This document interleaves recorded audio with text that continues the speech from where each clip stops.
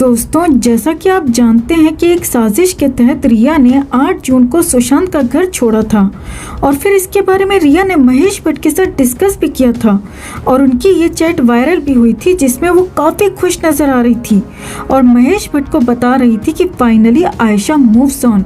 आयशा मतलब रिया। दोस्तों, इस चैट पर काफ़ी बवाल मचा था और तब महेश भट्ट और रिया की जो तस्वीरें वायरल हुई थी, ये चैट कहीं ना कहीं उन तस्वीरों की सच्चाई को कंफर्म कर रही थी। ये दिखा रही थी कि दोनों के बीच किस तरह का रिश्ता हो सकता है। हालांकि ये और बात है कि हर टीवी इंटरव्यू में रिया इस रिश्ते को पाक साफ बाप बेटी का रिश्ता दिखाने की कोशिश कर रही थी, जबकि खुद रिया की ही एक दोस्त ये बयान दे चुकी है कि साल 2017 में रिया महेश भट्ट से प्रेग्नेंट तक हो चुकी है। और कौन सी बेटी अपने बाप के साथ इस तरह की फोटोज खिंचवाती है। दोस्तों, क्या इनके फोटोज देखकर आपको लगता है कि ये बाप बेटी का रिश्ता है?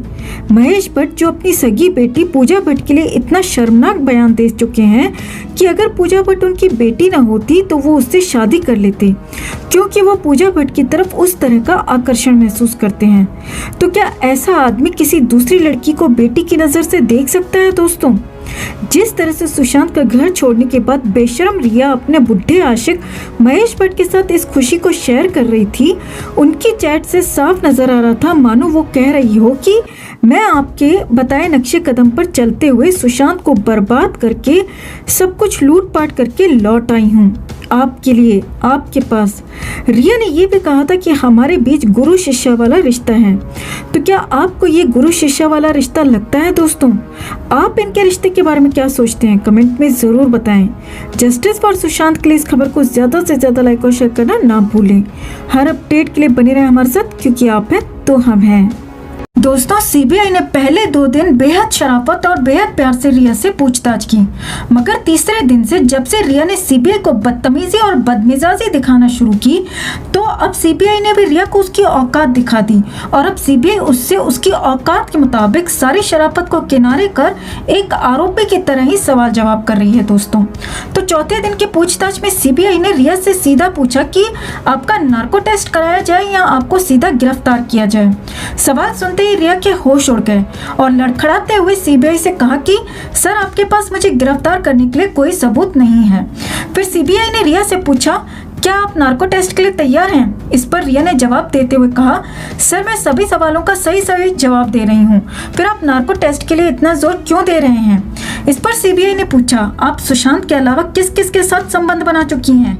जिस पर गुस्से में जवाब देते हुए रिया ने कहा, सर, ये मेरा पर्सनल मामला है, कृपया इसमें इंटरफेयर ना करें। जिसके बाद महिला सीबीआई अधिकारी ने कहा कि हमारे पास पुख्ता जानकारी है कि आप महेश भट्ट के साथ संबंध बना चुकी हैं। रिया ने जवाब दिया, ये कैसा बेकार का सवाल है, वो मेरे पिता समान है, महेश भट्ट के साथ मैं क्यों संबंध बनाऊंगी?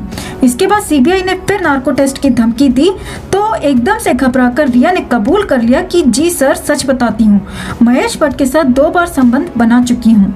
जी हाँ दोस्तों, सूत्रों से खबर निकल कर आ रही है कि शर्मो शराफत छोड़कर सीबीआई बिल्कुल इसी तरह रिया से उसकी औकात के मुताबिक सवाल जवाब कर रही है, बिल्कुल एक आरोपी की तरह।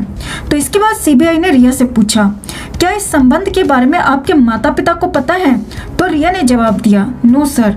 सीबीआई ने पूछा, आप और आपका भाई ड्रग लेते थे, क्या ये बात आपके माता पिता को पता थी? रिया ने जवाब दिया, सर, मैंने तो आज तक नहीं ली और अपने भाई के बारे में मुझे पता नहीं है। तो इस पर फिर सीबीआई ने गुस्से में पूछा, आप नार्को टेस्ट के लिए तैयार हैं? क्या आप नार्को टेस्ट में कबूल करेंगी कि आपने जिंदगी में कभी ड्रग नहीं लिया? जिसके बाद रिया के प्राण सूख गए। दोस्तों, रिया ने कहा, सर, मैं आपसे बिल्कुल सच बोल रही हूँ, मैंने आज तक कभी ड्रग नहीं लिया। ज्यादा समय खराब न हो इसलिए एक दूसरे सीबीआई अधिकारी ने सवाल पूछने वाले अधिकारी से कहा, यह मामला एनसीबी का है और वे रिया से सच उगलवाना अच्छे तरीके से जानते हैं। इस बात को सुनने के बाद रिया के चेहरे पर मुस्कान खिल उठी। रिया की धड़कनों को थोड़ी सी राहत जरूर मिली।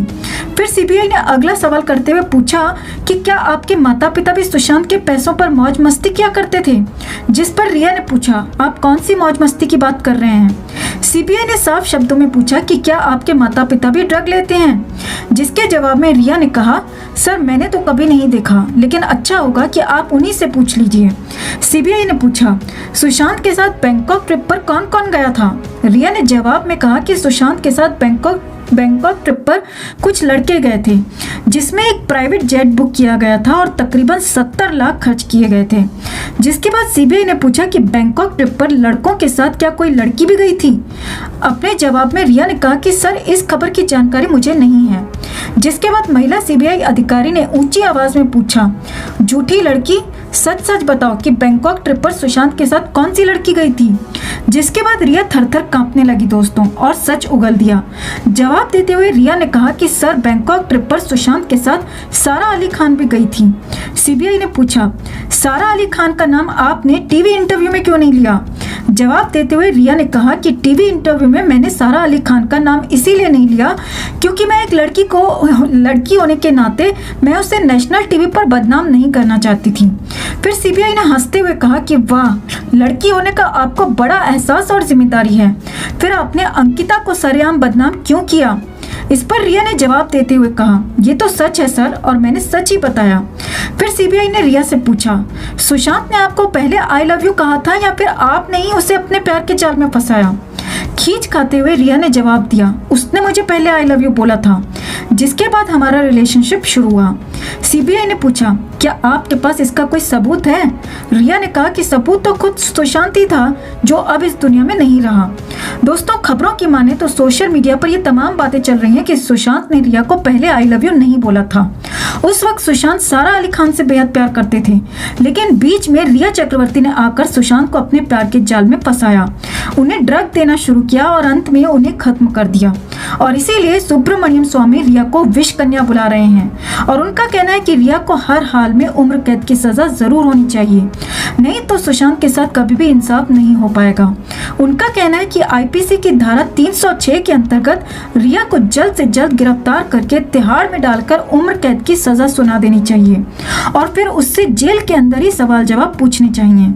दोस्तों, लोगों का ये भी मानना है कि अगर रिया को गिरफ्तार नहीं किया गया और उसे मुंबई महाराष्ट्र से बाहर नहीं निकाला गया तो रिया को भी खत्म किया जा सकता है, क्योंकि इस केस में बड़े बड़े बॉलीवुड माफिया अंडरवर्ल्ड गैंग में भी शामिल हो सकते हैं। तो दोस्तों, सीबीआई की इस पूछताछ पर आप क्या कहना चाहेंगे, कमेंट में जरूर बताएं। जस्टिस फॉर सुशांत के लिए इस खबर को ज्यादा से ज्यादा लाइक और शेयर करना ना भूलें। हर अपडेट के लिए बने रहें हमारे साथ, क्योंकि आप हैं तो हम हैं।